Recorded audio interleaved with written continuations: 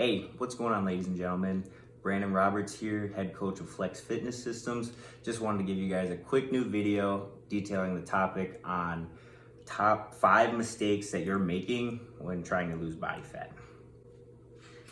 So now let me preface this video by saying anytime we want to lose body fat, we want to be in a caloric deficit, right? There's a maintenance amount of calories that the body would have where it's not going to gain or lose weight. We want to be in a caloric deficit, slightly below that, so we're able to lose weight. All right.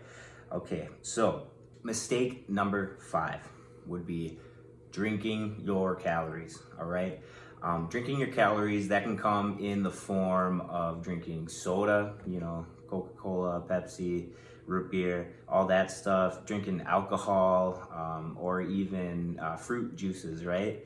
A lot of the fruit juices that we see at the grocery stores are very misleading. They're deceiving. They use marketing tactics to try to get you to believe that they're healthy, but they have a lot of packed in sugar, and a lot of just empty calories. We want to avoid drinking our calories because they're not satiating, meaning it's not gonna fill you up.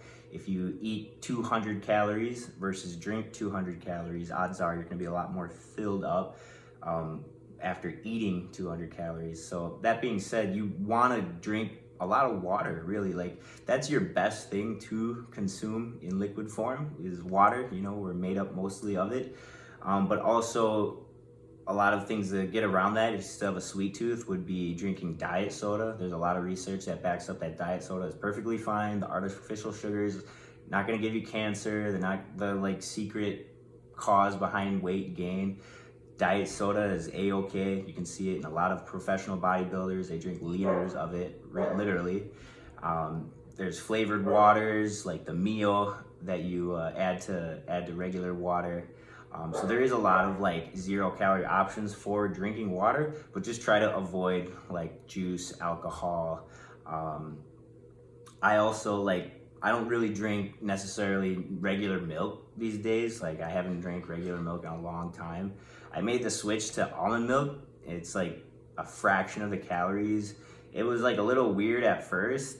I'm not gonna lie. I would just kind of add it to my cereal so I wouldn't notice it that much, but after a while, now it's I don't even really feel or taste too much of a difference. I just know that it's less calorically dense than regular milk. And as far as alcohol, it's also known to inhibit protein synthesis. So if you got a drink and go party, rock on, that's all cool. But just keep in mind, try to keep track of it, try to keep it in moderation, because it does have research supporting that it inhibits a little bit of muscle synthesis, which is actually taking the protein that you consume and getting it on board to where it needs to be for muscle repair. But that is a slight thing. You can still be pretty jacked, shredded, lose body fat while drinking, but in moderation, right? Mistake number 4 would be not enough cardiovascular activity, not enough cardio, not enough moving.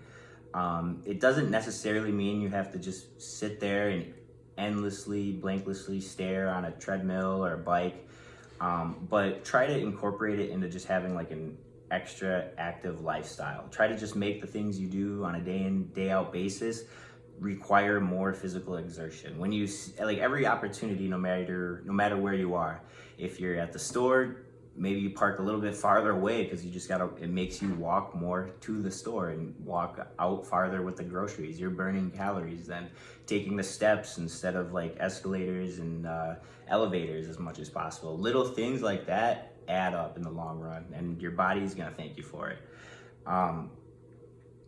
Also, with not getting enough cardio, you really want to, this can kind of also go into the topic of your resistance training. Every time you're doing cardio, you should be doing resistance training, trying to train your muscles.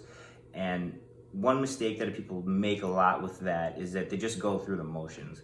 When you are doing resistance training, you want to be exerting yourself pretty hardcore. Every time it should be a challenge, you should be out of breath, you should be struggling. That is a sign of progress. That struggle is progress every step along the way. It's making you better, it's adapting your physical body to fit the circumstances that you're giving it. So being more intense in the gym when we're doing resistance training and getting much more cardio that you can get in. And cardio can be stuff that you enjoy. You know, it doesn't have to be just on the treadmill. You can be going boxing, taking your dogs for a walk, playing with your kids more, you know, like just something that keeps you moving faster than being on your butt on the couch, really. A lot of people like to do cardio after lifting weights, which I recommend. That's what I do. I don't like to do cardio before a heavy lift. It gets me tired for when I'm really trying to lift. I like to save cardio after I've already gave it my all through the resistance training, and then just do my cardio afterwards. Low intensity, just steady state, right? Easy cardio. The third mistake that I see a lot of people going through, and this is might be a touchy one, but it's they get a lot of peer pressure to basically collapse on the goals that they set for themselves. And it's very, very common, and it's probably happened to all of you watching. It's happened to me, you know, it happens to everybody. It's just, so the circle and the people that we keep around us, they can pressure us positively or negatively, right? And a lot of times when it comes to fitness and hitting a nutritional goal or being really, really goal-minded for fitness is totally against like American culture. It's totally like not the norm. It's against the grain for sure to be like mindful of your health and fitness, which is sad to say. Like, it's definitely more common to just go out with the buddies, drink, eat, whatever, you know. And if you're kind of like that guy who's like all being Captain Healthy when you're out to eat, it raises insecurities in other people. Like, other people don't want to see you protecting your goals, because it makes them think about themselves like, wow, Bob over there is like being disciplined and not eating, and then here's me not caring. Like, who does Bob think he is, you know? Hey Bob, why don't you just eat? Come on, man, it's not that big of a deal, right? And it's super easy to just be like, whatever, all right, sure, you know, I'll go eat. What the harm is it? But you really don't want to let yourself down like that, you know? You really want to stick to your guns, and you can find a way when you're out being social. You can find a way to still like eat a meal and stick to your goals by, you know, just asking the restaurant or wherever you're at for healthier options, whole foods, you know, stuff that just isn't loaded with calories. You kind of know the difference, right?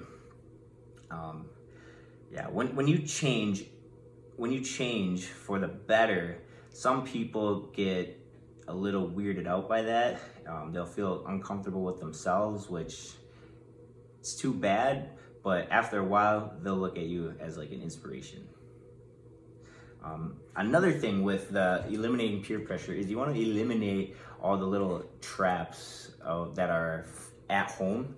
Meaning, so if there's like a bowl of candy out in the middle of your kitchen table every day, odds are you're probably going to grab that candy, right? Just because it's within eye's reach. You can see it, easily accessible. It's like no problem to just scoop up some candy and eat some empty calories like there's no problem. What you want to do is you want to like create a lot of friction from you to like the junk food. So I understand not everyone has like full control of the pantry at their house. You know, you have other family members who want to eat what they want to eat, and that's fine. But you might sometimes have to maybe even tell them or ask them, be like, hey, I'm trying to like really clean up my act with eating. I see all this good food hanging out all the time. Would you be able to keep it in the drawer by your stash of food or something? And that's like extreme. Like, some people, myself included, like they need that. And if the other person cares, you know, they'll have no problem with it, right?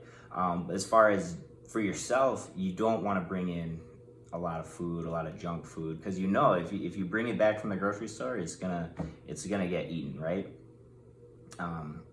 That is pretty much all I have to say about that. Eliminating traps. Mistake number 2 is not tracking your caloric intake, your food intake, not tracking it and not tracking it accurately. A lot of times when you're precise, it eliminates all that guesswork. You know, if you're just kind of intuitively eating and you're not really disciplined with it yet, and you don't really have your body figured out yet, you're not really gonna lose the weight like you would imagine, because us as human beings, we're very short memory, you know, when it comes to keeping track of food. It's not like normal, you know, it's like borderline eating disorder, but I don't like calling it an eating disorder. I like calling it being disciplined and having goals and having, you know, having a plan. But some people are gonna perceive it as an eating disorder, which, you know, you can let them have their opinion. But you know what you eat the best if you write it down, and even better if you have it pre-planned like the day or week before, and you already know what you're gonna eat, when, how much, all that figured out before you even have to try to like wing it on what you want to eat. It might be a little bit tedious, but it's kind of like the price you gotta pay if you want it bad enough. And if you want it bad enough, you'll have no problem just taking a food scale, weighing the food, preparing the food, logging it or writing it down. If you're old school, really isn't too bad. You know, the payoff is totally worth the work for it, right? All right, and finally, the last but not least, number one mistake that a lot of people make when trying to lose body fat is not having accountability or a plan. You know, both of those things you can provide to yourself, by yourself. You can create your own plan and you can hold yourself accountable. It's a lot more difficult to do, but the principle is still there, being held accountable or not. A lot of times it's super beneficial to have a coach, have, you know, someone on the outside looking in, holding you accountable. It takes a lot of the mental toll off of you, a lot of the guesswork out. You know, it's a lot easier. But definitely being held accountable makes a huge difference. You know, when every time you tell yourself you're gonna do something and you like don't do it, that just like chips away at your integrity, makes you feel bad, makes you feel like shit, and then it just like feeds this negative feedback loop that just keeps driving you down. You want to be held accountable. You want to follow through with what you set for yourself. Hiring a professional coach totally helps, or you know, just taking a really hard look in the mirror every morning, every night, whatever you got to do, and just like knowing deep down that you're going to do everything that you can to get there, right? But I would say those are probably the biggest things, top 5 mistakes that I can think of for losing body fat. If you guys like this video, if you thought it was great, let me know. Like it, comment, share, all that stuff. Please let me know if this helped you down below in the comments. If you have any other questions, hit me up in the comments and I'll be happy to get back to you guys. Happy to make a video on the subject. Again, Brandon from Flex Fitness Systems, checking out. Thanks for watching.